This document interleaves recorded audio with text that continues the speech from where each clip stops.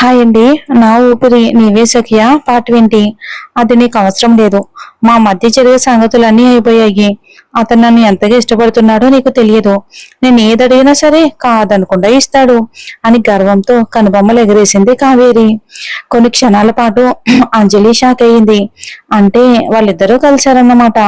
కా అయినా కావేరి టాలెంట్ ను నేను తక్కువ అంచనా వేశానేమో అనుకుంది. ఒకవేళ నువ్వు కూడా అతడి ప్రేమలో పడిపోయావా అని అనుమానంగా అడిగింది కావేరి అంజలిని. ఏంటి, నేను అతన్ని నీ దగ్గర నుంచి తీసుకుని పోతాను అని భయపడుతున్నావా? అంజలి అంత అమాయకురాలేమీ కాదు. కావేరి తనను చూసి భయపడుతుందని, తనను ప్రశాంతంగా ఉండనివ్వదని అంజలికి బాగా తెలుసు. నువ్వు అతన్ని నా దగ్గర నుంచి దూరం చేయలేవు. కావేరి కళ్ళల్లో ఒక క్షణం ద్వేషం మెరిసి మాయమైంది. నిన్న రాత్రి కారులో జరిగిన ఆ ముద్దు సీన్ గుర్తొచ్చి అంజలికి చాలా చిరాకు వేసింది. ఒకవేళ అదే నిజంగానే కావేరితో కలిశాడు అంటే అతనితో ఏ మాత్రం దగ్గరగా ఉండాలని అంజలికి అసలు అనిపించలేదు.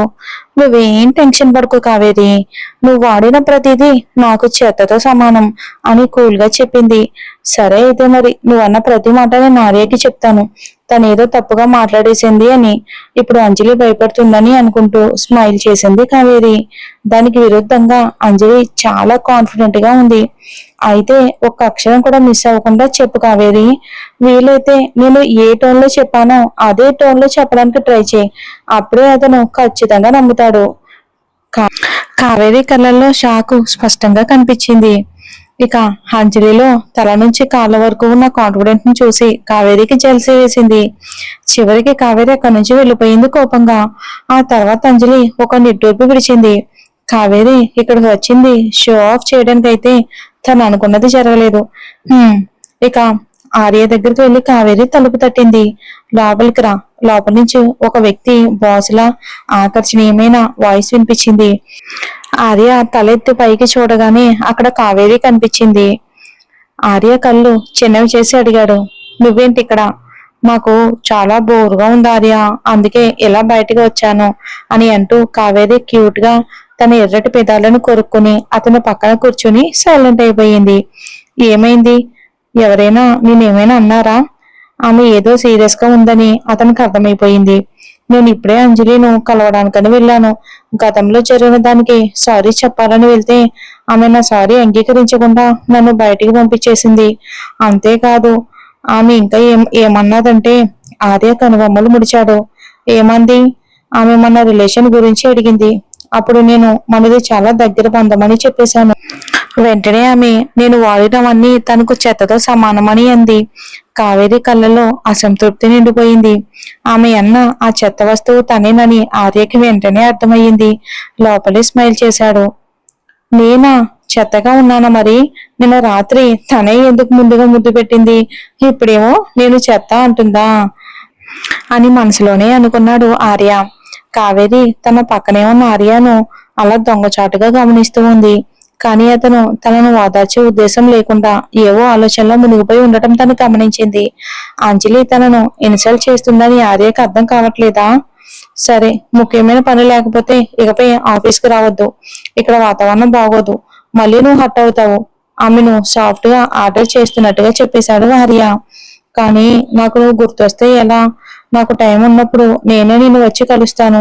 లేదంటే నువ్వే నాకు ఫోన్ చేయి, మెసేజ్ పెట్టు, లేదా వీడియో కాల్ చేయి. ఆర్య కావేరి వైపుకు చూశాడు. 5 ఏళ్ల క్రితం నాటి కావేరికి ఇప్పటి కావేరికి చాలా డిఫరెంట్ ఉన్నా అతను ఆమెతో ఎప్పుడూ తప్పుగా ప్రవర్తించడు. కావేరి అతని క్యూట్ ఫేస్ ని చూస్తూ ఉండగానే సడన్ గా అతని మెడ మీద ఒక ఎర్రటి మచ్చ కనిపించింది తనకి. ఆమె ఒక్కసారిగా షాక్ అయ్యింది. వెంటనే దగ్గరకు వంగి చూసింది. ఆర్య, నీ మెడకి ఏమయ్యింది? ఏమీ లేదు, కేవలం ఎలర్జీ వచ్చింది. ఆ మచ్చను కనిపించకుండా తన కాలర్ ని సరి చేసుకున్నాడు ఆర్య. అదెలా వచ్చింది? నాకు సీ ఫుడ్ పడదు అని అతను లేచి నిలబడుతూ స్లోగా చెప్పాడు. కొన్ని ఇమెయిల్స్ చూసుకోవాలి, కాసేపు ఆగు. ఆర్య తన డెస్క్ వైపుకు నడవగా కావేరి తన మేకప్ సరి చేసుకోవడానికి వాష్రూమ్ కి వెళ్ళింది. ఆమె నిటారుగా నిలబడి వాష్రూమ్ వైపుకు నడిచింది. ఆ తర్వాత తలుపు తెరిచి లోపల ఉన్న ఒక క్యూబికల్లోకి వెళ్ళింది. ఆమె లోపలికి వెళ్ళిన వెంటనే ఇంకొంతమంది ఆఫీస్ అమ్మాయిలు కూడా లోపలికి వచ్చారు. అమ్మాయిలు, నేను ఇప్పుడే డాక్యుమెంట్స్ ఇవ్వడానికి వెళ్ళినప్పుడు క్లియర్ గా చూశాను. ప్రెసిడెంట్ ఆర్య గారి మెడ మీద ఉన్న ఆ మచ్చ, అది పంటిగాటు. నిజమా? అయితే ఆయన ప్రియురాలు కావాలని వాళ్ళ సంబంధం గురించి అందరికీ తెలిసేలా చేస్తుందా? అందుకే నేను మెడ మీద అంత స్పష్టంగా కనబడే చోట గుర్తుపడింది. అవును, అంటే ఆర్య గారు నిప్పులాంటి మనిషి అన్నమాట. ఆయనతో ఆ గదిలో గడిపితే ఆ అనుభూతి వేరుగా ఉంటుందేమో. ఒక్క నిమిషం, మన కంపెనీలో ఆయన బెడ్రూమ్ కి వెళ్లేంత సీన్ ఎవరికి ఉంది? నాకు తెలిసి అంజలికి మంచి అవకాశం ఉంది. తను చాలా అందంగా ఉంటుంది కదా. పైగా ఇన్ని గొడవలు చేసినా ఆమె ఉద్యోగం పోలేదు. ఆ విషయంలో ఆర్య గారితో ఆమెకు సంబంధం లేదంటే నేను నమ్మను. మొన్న ప్రకాష్ గారిని ఆయన ఉద్యోగంలో నుంచి తీసేశారని తెలుసు కదా. ప్రకాష్ గారు చేసింది చాలా చిన్న తప్పే. అంటే ఆ పంటిగడ్డు ఆయన ప్రియురాలిది కాదన్నమాట. అంజలి పెట్టిందా? ఆర్య గారి ప్రియురాలికి సవాలు విసిరినట్టుగా ఆమె కావాలని అలా చేసుంటుందా? ఇద్దరికి గొడవ జరుగుతుందా? ఆ ఆ ముగ్గురు అమ్మాయిలు ఉద్యోగం మానేసి తమేదో డిటెక్టివ్ నవల రచయితల్లా తమ ఊహలకు రెక్కలు తొడిగారు. ఇక ఆ క్యూబికల్లో కూర్చున్న కావేరి ముఖంలో రంగులు మారుతున్నాయి. ఆర్య మెడ మీద ఉన్నది ఎలర్జీ కాదని ఆమెకు ముందే అనుమానం వచ్చింది. కానీ అది పంటుగాటు అని మాత్రం ఆమె అస్సలు ఊహించలేదు. వాళ్ళు మాట్లాడుకుంటున్న ప్రియురాలు తనే అయి ఉండాలి. కానీ ఆ పంటిఘాటుకు తనకు ఏం సంబంధం లేదు. అది తను కాకపోతే మరెవరో అమ్మాయి చేసి ఉండాలి. నిన్న రాత్రి ఆయనతో ఎవరున్నారు? నిజంగానే అంజలి ఉందా? కావేరి అసూయతో రగిలిపోయింది ఆ మాటలు విని వాష్రూమ్ లో. ఆ అసూయ తనను పూర్తిగా ముంచెత్తుతున్నట్లు కనిపించింది. అంజలి కాకపోతే మరెవరు? ఆర్య అంత దగ్గరగా మెలగటానికి ఇష్టపడే మరో అమ్మాయి ఎవరైనా ఉన్నారా? ఆయన పక్కనే ఉన్నారా? ఎవరైనా సరే కావేరి వాళ్ళను వదిలించుకోవాలని అనుకుంది. ఆర్య కేవలం తనవాడు, తన సొంతం, తనవాడు మాత్రమే అయి ఉండాలి. ఆమె ఆఫీస్ కి తిరిగి వచ్చింది. సోఫాలో రాఘవ్ కూర్చుని ఉన్నాడు. కానీ ఆర్య ఎక్కడా కనిపించలేదు. ఆర్య ఎక్కడా? క్షమించండి కావేరి గారు, ఆర్య గారికి ఆఫీస్ హాల్లో కొన్ని పనులు ఉండడం వలన మిమ్మల్ని ఇంటి దగ్గర డ్రాప్ చేయమని నాతో చెప్పారు అని రాఘవ్ మర్యాదగా చెప్పాడు. తీవ్రమైన నిరాశ కావేరి హృదయాన్ని ముంచెత్తింది.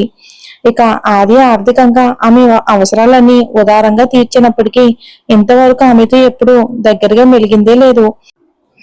వాళ్ళిద్దరూ దగ్గరగా ఉన్నట్టే ఉంటారు, మళ్ళీ దూరంగా ఉన్నట్టే అనిపిస్తుంది. అంతేకాక ఆమె నిస్సహాయంగా అతడి ప్రేమలో పడిపోయింది. ప్రతిరోజు అతని గురించి ఆలోచిస్తూ వీలైనంత తొందరగా అతనికి పూర్తిగా దగ్గర అవ్వాలి అనుకుంటుంది కావేరి.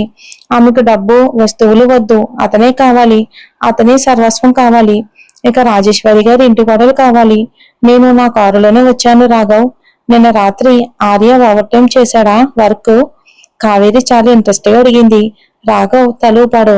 అవునండి, ఈ మధ్య ఆర్య గారు కంపెనీలో ఓవర్ టైం చేస్తున్నారు. కావేరి పెదాలు బిగించింది. అయితే అతన్ని తరచుగా విశ్రాంతి తీసుకోమని చెప్పు. మరీ ఎక్కువగా కష్టపడొద్దని కూడా చెప్పు. తప్పకుండా, రాఘవ్ నవ్వాడు. తర్వాత కావేరి తన బ్యాగ్ తీసుకుని వెళ్ళిపోయింది. నిన్న రాత్రి ఆర్యతో ఉన్న ఆ అమ్మాయి ఎవరై ఉంటుందా అని ఆమె ఆలోచించకుండా ఉండలేకపోయింది. అదే సమయంలో కావేరి ఫోన్ మోగింది. అనుష నుండి కాల్ వచ్చింది. కావేరి, నాకు చాలా విచారంగా ఉంది. నాతో పాటు డ్రింక్ చేస్తావా ప్లీజ్? కావేరి కూడా మంచి మూడ్ లో లేదు. ఇక అందుకే తను కూడా ఒప్పుకుంది. సరే, ఎక్కడున్నావు? నేను వచ్చి నిన్ను పికప్ చేసుకుంటాను అని సమాధానం ఇచ్చింది. గంట తర్వాత ఆమె దాన్ని వేసుకున్న నగలన్నీ తీసేసి జుట్టును ముడివేసుకుని అనుషను కలవడానికి వెళ్ళింది. కావేరిని చూసిన అనుష ఆమె చర్మం మరింత స్పష్టంగా మారి మునుపటి కంటే చాలా అందంగా ఉందని భావించింది. ఈ మధ్య ఏం చేస్తున్నావు? ఒక మ్యూజిక్ బార్ లో కావేరితో కూర్చున్నప్పుడు అనుష అడిగింది. ఈ మధ్య తరచుగా బ్యూటీ పార్లర్కి వెళ్తున్నాను. తను చాలా అందంగా మారానని కావేరి కూడా తెలుసు. ఓ, నువ్వు వేసుకుంది షనల్ కొత్త మోడల్ డ్రెస్ కదా. నేను ఆన్లైన్లో చూశాను. ఇది ఫస్ట్ కాపీ. కొనడానికి చాలా కష్టపడ్డాను. కావేరి వెంటనే అబద్ధం చెప్పింది. అనుష ఆత్రంగా దగ్గరికి జరిగి ఆ క్లాత్ ను తాగింది. ఈ క్లాత్ చాలా బాగుంది. అచ్చం అసలు దానిలాగే ఉంది. ఎక్కడ కొన్నావు? నాకు కూడా ఒకటి కావాలి. స్టాక్ లో అదొకటే ఉంది. అలా చెప్పి కావేరి టాపిక్ మార్చేసింది. నువ్విప్పుడు ఎలా ఉన్నావు? ఆ అంజలి నా కుటుంబాన్ని నాశనం చేసింది. మా నాన్న ఇప్పుడు ఇంట్లో తక్కువ సమయం గడుపుతున్నారు.